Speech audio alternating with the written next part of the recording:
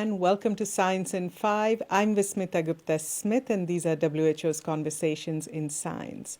Today, we're talking to Dr. Oliver Morgan about the trends that we are seeing around the world for COVID-19. Welcome, Oliver. Thank you very much, Vismita. It's a pleasure to be with you.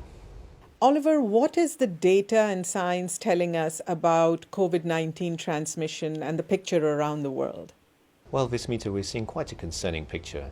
Throughout the months of March and April, there has been a steady increase in the number of cases each week, and the weekly number of cases is now higher than in any time in the pandemic. We've also seen that the number of cases in younger adults and children might be higher than in previous periods of the pandemic. We think overall the increase in cases and the higher number of cases in younger people is due to three factors. One is because of changing adherence to public health and social measures and resulting in increased social mixing. A second might be due to the circulation of new COVID variants that are more transmissible. And the third is because of uneven or unequal distributions of vaccines. On vaccines, Oliver, could you please give us what is the picture that's emerging as more and more countries are vaccinating? What is data telling us? Well, we have good information from scientific studies that individuals who receive a COVID-19 vaccine are at a lower risk of severe disease or death. We've also seen that several populations that have achieved high vaccination coverage, often in older age groups, have seen reduced transmission in those age groups.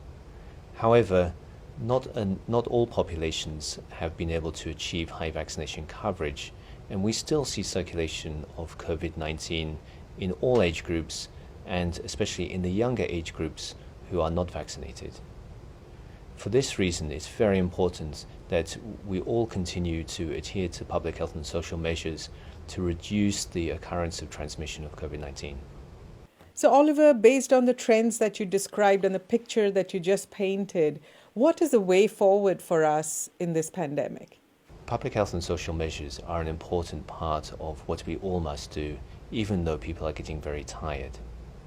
Public health and social measures include a number of different actions, such as wearing masks, maintaining distance between each other, washing our hands frequently.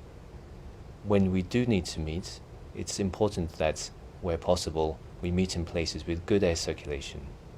And also importantly, when we do have the opportunity to receive a vaccine, we take our vaccine when we have that chance. So an additional factor that we must also continue to focus on is making sure that we have good surveillance and good laboratory testing so that we know where infections are occurring.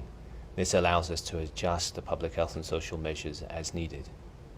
And these must be done along with good contact tracing, treatment and isolation also for all populations. It is also important for us to keep investing in science, both on vaccines, but importantly on treatments as well as laboratory tests for COVID-19 so that we can improve our interventions as we go forward. Thank you, Oliver, for explaining the science and especially telling us about the importance of investing in science. Until next time then, stay safe, stay healthy, and stick with science.